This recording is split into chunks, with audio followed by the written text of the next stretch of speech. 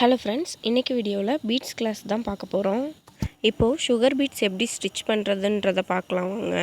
Beat ஒர்க்குக்கு tulip needle number 24, 23 இதில் எது உங்களுக்கு கம்ஃபர்டபுளாக இருக்கோ அந்த நீடிலே எடுத்துக்கோங்க. இது வரைக்கும் பார்த்த கிளாஸ்லலாம் ஜரி த்ரெட்டு, சில்க் த்ரெட்டு இதிலெல்லாம் எப்படி ஸ்டிச் பண்ணுறதுன்னு பார்த்துருப்பீங்க. பீடு ஒர்க்குக்கு மிஷின் த்ரெட்டு, அதாவது சீவிங் த்ரெட்டுன்னு சொல்லுவாங்க, அந்த த்ரெட் தான் யூஸ் பண்ணணும். இந்த நூல் பார்த்திங்கன்னா ஒரு த்ரெட்டாக தான் எடுத்துக்கணும், அதாவது ஒரு ஸ்டான்ஸாவாக எடுத்துக்கணும். மிஷின் த்ரெட்டு கிளாத் கலருக்கு மேட்சாக தான் எப்போதுமே நீங்கள் எடுத்துக்கணும். அப்போ தான் உங்களுக்கு அசிங்கமாக தெரியாது. நான் ஆப்போசிட் கலரில் எடுத்திருக்கேன். ஏன்னு பார்த்தீங்கன்னா உங்களுக்கு வீடியோவில் தெரியணுன்றதுக்காக நான் ஆப்போசிட் கலர் எடுத்திருக்கேன். நீங்கள் ஒர்க் பண்ணும்போது ப்ளவுஸ்லலாம் ஒர்க் பண்ணுறப்ப ப்ளவுஸ் என்ன கலரோ அதே கலரில் நீங்கள் த்ரெட்டு எடுத்துக்கிட்டால் தான் உங்களுக்கு அசிங்கமாக தெரியாது. அப்புறம் இது என்னன்னு பார்த்தீங்கன்னா பீட்ஸ் லோட் பண்ணுற பேடு.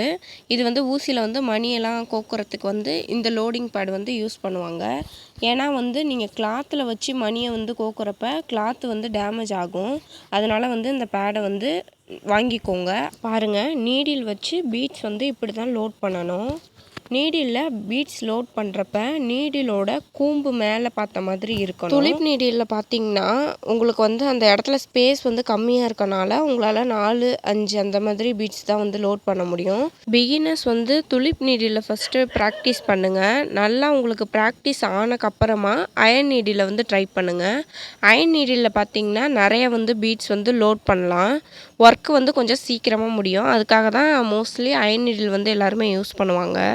இப்போது பீட்ஸ் எப்படி லோட் பண்ணுறதுன்னு பார்ப்போம். சீவிங் த்ரெட்டில் ஜரி சில்க் த்ரெட்லலாம் நீங்கள் எப்படி எண்டில் நாட் போடுவீங்களோ அதே மாதிரி தான் எண்டில் நாட் போட்டுக்கோங்க. நம்ம செயின் ஸ்டிச்செல்லாம் போட்டோம்ல அதே மாதிரி தான் ஃப்ரேம் கடியிலேருந்து த்ரெட்டை வெளியே எடுத்தக்கப்புறமா பீட்ஸ் லோட் பண்ணிவிட்டு 2 பீடாக நீங்கள் ஸ்டிச் பண்ணணும். நீங்கள் 3, 4 அந்த மாதிரி ஸ்டிச் பண்ணிங்கன்னு பார்த்தீங்கன்னா உங்களுக்கு ஃப்ரேமில் இருக்கும்போது உங்களுக்கு டைட்டாக இருக்க மாதிரி இருக்கும். ஃப்ரேமில் இருந்து கிளாத்தை எடுத்தக்கப்புறம் பார்த்தீங்கன்னா உங்களுக்கு தூக்கிக்கிட்டு இருக்கும். அதனால் 2 பீடாக நீங்கள் ஸ்டிச் பண்ணிங்க. 3 பீட் 4 பீட்னு ஸ்டிச் பண்ணாதீங்க. பாருங்கள், த்ரெட்டை வெளியே எடுத்ததும் நான் ஒரு விரலால் ஒரு 2 பீடை மட்டும் தள்ளுறேன். கீழே தள்ளிட்டு பீட்ஸை கொஞ்சம் டைட் பண்ணிவிட்டு நம்ம எப்பவும் போல தான் அடியில் த்ரெட்டை சுற்றிட்டு வெளியே எடுக்கும்போது ஒரு ரொட்டேட் பண்ணிவிட்டு திருப்பி ஒரு 2 பீடை விடுறேன். விட்டுட்டு திருப்பியும் ஒரு ஸ்டிச் பண்ணுறேன். நான் உங்களுக்கு நல்லா ஸ்லோவாக காட்டியிருக்கிறேன், நீங்கள் கிளியராக பார்த்துக்கோங்க. திருப்பி ஒரு 2 பீடை தள்ளி விட்டுட்டு ஒரு ஸ்டிச் பண்ணுறேன். அவ்வளோதான், ரொம்ப ஈஸி. உங்களுக்கு புதுசாக ஆரம்பத்தில் நீங்கள் ப்ராக்டிஸ் பண்ணுறப்போ உங்களுக்கு அந்த பீட்ஸ் எல்லாம் கரெக்டாக ஹேண்டில் பண்ணுறதுக்கு கொஞ்சம் கஷ்டமாக தான் இருக்கும். ஏன்னா அது கரெக்டாக வராது. அது தள்ளும்போது உங்களுக்கு நூலை பிடிக்கிறதா, ஊசியை பிடிக்கிறதா, இல்லை பீட்ஸ் கீழே விழுந்துக்கிட்டு கொட்டிக்கிட்டே இருக்கும். அது நீங்கள் போக போக உங்களுக்கு ஈஸியாகிடும். பீட்ஸ் ஸ்டிச் பண்ணிவிட்டு எண்டில் எண்ட் நாட் போட்டுடணும். அவ்வளோதான். நான் மறுபடியும் உங்களுக்கு காட்டியிருக்கேன் பாருங்கள். நம்ம செயின் ஸ்டிச் ஷேப்ஸ்லலாம் ப்ராக்டிஸ் பண்ணோம்ல அதே மாதிரி இந்த பீட்ஸையும் நீங்கள் ஷேப்ஸில் ப்ராக்டிஸ் பண்ணி பாருங்கள்.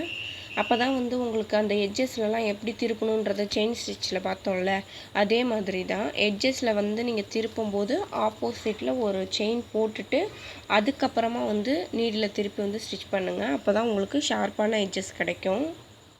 இந்த வீடியோ உங்களுக்கு பிடிச்சிருக்குன்னு நினைக்கிறேன். மறக்காமல் லைக், ஷேர் அண்ட் சப்ஸ்கிரைப் பண்ணிவிடுங்க. உங்கள் ஃப்ரெண்ட்ஸ் அண்ட் ஃபேமிலியில் யாருக்காவது ஆரி கற்றுக்கணுன்னு ஆசைப்பட்டாங்கன்னா இந்த வீடியோவை ஷேர் பண்ணி விடுங்க. தேங்க்யூ.